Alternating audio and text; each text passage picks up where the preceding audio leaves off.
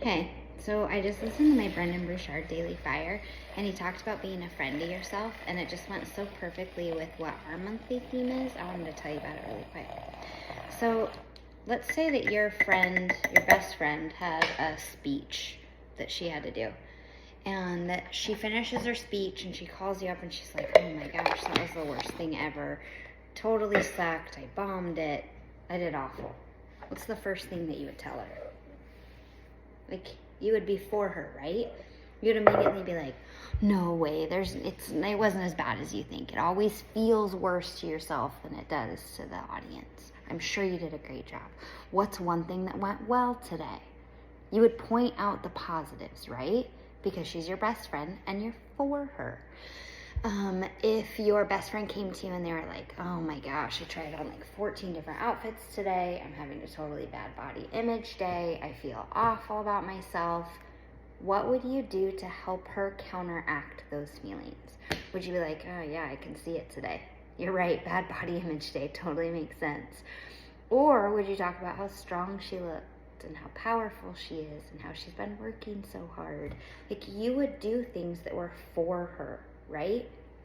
So Brendan's whole talk today was about being a friend to ourselves. So since February is self-love month, that just really got me thinking. I follow a girl on Instagram that takes herself out on dates, which I just think is the coolest thing ever. She's actually married now, but when I started following her, she wasn't even engaged yet. But even now, with being married, she still takes herself out on these weekly dates.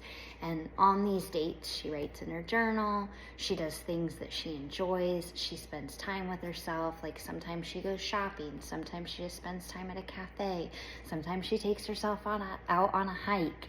Like, she just spends time with herself, and she makes this really big deal of enjoying her own company, because for her whole life, she didn't enjoy her company, and she always talked horrible about her body and about her appearance and about her personality. Like, she just has always really talked poorly of herself.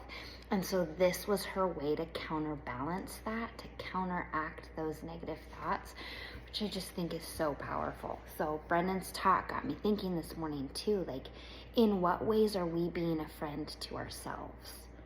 So on our days that we're having those bad body image days, what are we doing for us to help snap us out of that?